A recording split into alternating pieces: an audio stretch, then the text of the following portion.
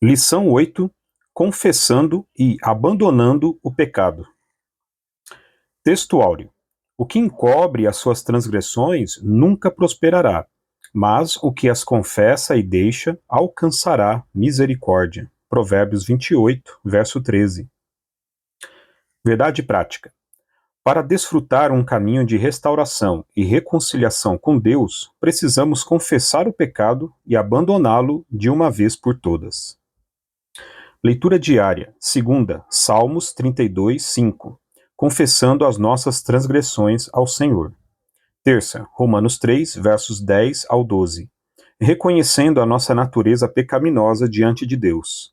Quarta, Gênesis 3, verso 8, 14 ao 19, o pecado de nossos primeiros pais, Adão e Eva. Quinta, segundo Samuel 12, versos 1 ao 4, 7 ao 9, o pecado do rei Davi, o ungido do Senhor. Sexta, Mateus 6, verso 12, em primeiro lugar, nos dirigimos a Deus para o perdão dos pecados. Sábado, 2 Coríntios 5, verso 18, Deus investiu homens para o ministério da reconciliação. Leitura bíblica em classe, Salmo 51, versos 1 ao 12, 1 João 1, versos 8 ao 10. Tem misericórdia de mim, ó Deus, segundo a tua benignidade. Apaga as minhas transgressões, segundo a multidão das tuas misericórdias. Lava-me completamente da minha iniquidade e purifica-me do meu pecado. Porque eu conheço as minhas transgressões, e o meu pecado está sempre diante de mim. Contra ti somente pequei, e fiz o que a teus olhos é mal, para que sejas justificado quando falares, e puro quando julgares. Eis que em iniquidade fui formado, e em pecado me concebeu minha mãe. Eis que amas a verdade no íntimo, e no oculto me fazes conhecer a sabedoria. Purifica-me com hisopo, e ficarei puro. Lava-me, e ficarei mais alvo do que a neve. Faze-me ouvir júbilo e alegria, para que gozem os ossos que tu quebraste. Esconde a tua face dos meus pecados, e apaga todas as minhas iniquidades. Cria em mim, ó Deus, um coração puro, e renova em mim um espírito reto. Não me lances fora da tua presença, e não retires de mim o teu Espírito Santo. Torna a dar-me a alegria da tua salvação, e sustém-me com um espírito voluntário.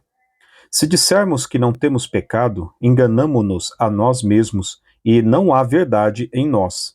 Se confessarmos os nossos pecados, ele é fiel e justo para nos perdoar os pecados e nos purificar de toda injustiça. Se dissermos que não pecamos, fazemo-lo mentiroso, e a sua palavra não está em nós. Comentário, introdução. Atualmente, muitos acreditam que não é preciso confessar o pecado por denominá-lo mera fraqueza ligada ao ambiente e aos aspectos hereditários. Nesta lição, veremos que a Bíblia não ensina assim. Em sua epístola, o apóstolo João escreve que o pecado é real e, por isso, é um perigo para a vida do crente, pois suas consequências são trágicas. A orientação bíblica é a de que, caso ocorra um pecado, ele deve ser confessado, abandonado como evidência do arrependimento, para que o crente arrependido possa receber o perdão de Deus. 1 João 2,9, Salmos 32,5. Tópico 1. A confissão de pecado. Ponto 1. Definição. O verbo confessar, da palavra hebraica yadá, aparece como jogar, atirar, lançar. 1 Reis 8:33. Uma palavra que vem da raiz verbal de adá, que significa estender a mão. Essa palavra está presente 900 vezes no Antigo Testamento, aparecendo com o sentido de tomar conhecimento, saber, reconhecer. A palavra aparece no Antigo Testamento no contexto de confissão de pecado, Salmos 32:5. No Novo Testamento, o verbo grego para confessar é homologel, que significa concordar com, consentir, conceder. Essa palavra é composta da raiz homou, junto de pessoas reunidas, e de logos, do ato de falar. A palavra homologel ocorre 25 vezes no Novo Testamento, Mateus 7, 23, Romanos 10, 9 e 10, Tiago 5, 16. Há um verbo grego importante para confessar, exomologel, Mateus 3, 6, que significa professar, reconhecer aberta e alegremente para a honra de alguém, prometer publicamente que fará algo, comprometer-se com. Logo, podemos dizer que confessar é uma maneira de declarar o que se crê ou sabe. Ponto 2. A confissão bíblica de pecado. O ensino bíblico geral da confissão de pecado traz a ideia de reconhecê-lo e fazer a sua confissão, pois o perdão depende desse ato. Salmos 32, 5, 1 João 1, 9.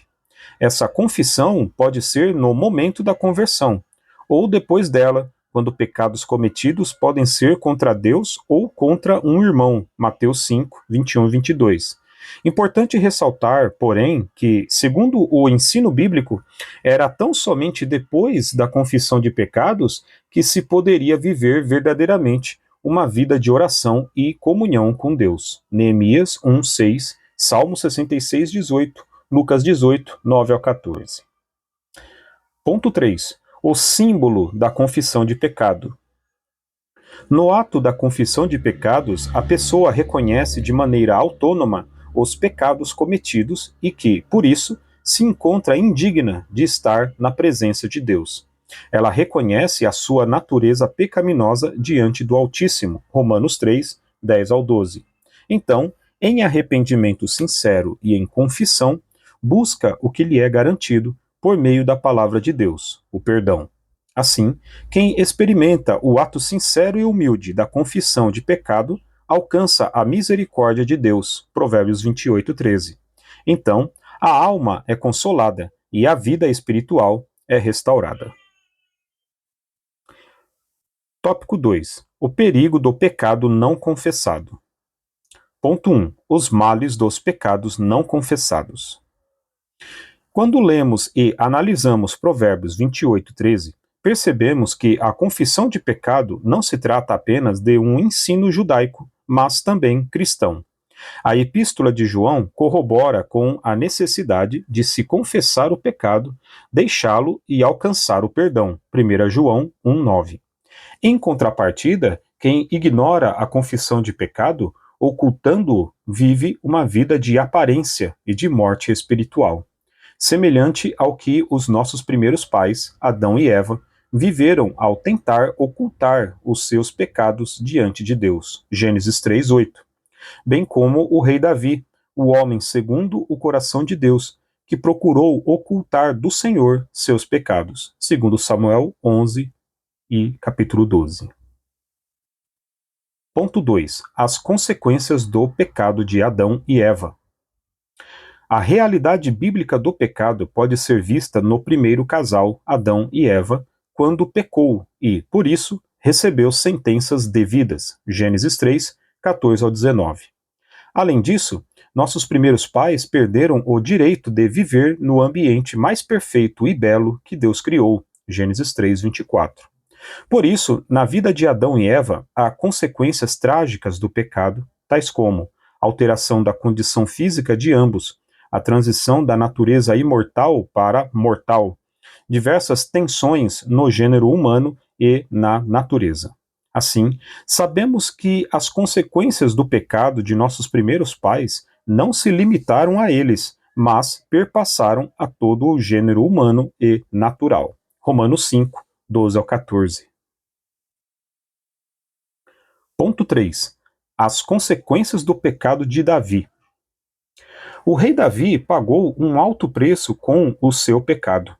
A Bíblia mostra que, por isso, a espada não sairia da sua casa, segundo Samuel 12, 10 ao 12.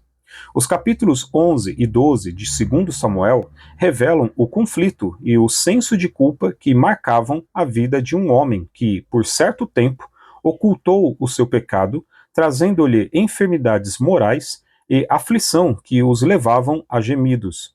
O Salmo 32 mostra que, por se manter em silêncio, não confessando o seu pecado, Davi enfraqueceu cada vez mais, perdendo o vigor espiritual. Salmos 32, 2 ao 4.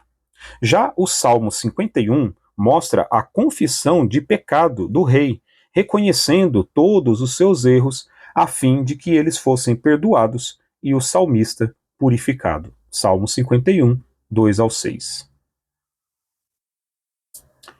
Tópico 3. Confissão de pecado, um caminho de cura e restauração. Ponto 1. Confessando o pecado a Deus. Segundo o ensino bíblico, a confissão de pecados deve primeiramente ser dirigida a Deus, por intermédio de seu Filho, pois só Ele pode perdoar os nossos pecados. Salmo 51, 3 e 4, Mateus 9, 2 e 6. Ao longo do seu ministério, o Senhor Jesus disse à mulher pecadora: "Os teus pecados te são perdoados." Lucas 7, 48. Na oração do Pai Nosso, o Senhor Jesus ensinou: "Pai, perdoa-nos as nossas dívidas, assim como nós perdoamos aos nossos devedores." Mateus 6:12. Em 1 João 1, lemos que os nossos pecados devem ser confessados a Cristo. 1 João 1, 7 ao 9. Dessa forma, perdoar pecado é uma prerrogativa de Deus Pai, por intermédio do Senhor Jesus, mediante a sua obra no Calvário. Ponto 2. Alcançando cura e restauração. O texto áureo da presente lição nos lembra que ocultar o pecado é decidir por trilhar uma jornada de sofrimento espiritual e emocional. Mas quem deixa de lado o orgulho e a soberba para trilhar o caminho humilde da confissão de pecado, vive uma vida mais leve. Não há nada mais restaurador que desfrutar das misericórdias do Senhor. Provérbios 28, 13. Não há nada mais consolador do que confessar o pecado e deixá-lo definitivamente, pois assim encontraremos descanso para a alma. Todo esse processo de confissão e abandono de pecado revela a eficácia do ministério da reconciliação de Deus por meio de Jesus Cristo, 2 Coríntios 5:18. Quem faz assim encontra o caminho de cura e restauração, conforme lemos nas palavras do salmista: "Enquanto eu me calei, envelheceram os meus ossos pelo meu bramido em todo o dia. Confessei-te o meu pecado, e a minha maldade não encobri. Dizia eu: confessarei ao Senhor as minhas transgressões, e tu perdoaste a maldade do meu pecado." Salmo 51, 3 e 5. Na verdade, é Salmo 32. Conclusão. Em nossa caminhada cristã, estamos sujeitos ao pecado. Encobri-lo e viver uma vida espiritual de aparência não é uma opção bíblica para o caminho da cura e da restauração. Logo, uma jornada de perdão só é possível com a confissão do pecado praticado e a resolução de abandoná-lo de uma vez por todas. Quem procede assim desfrutará das infindáveis misericórdias divinas. Amém.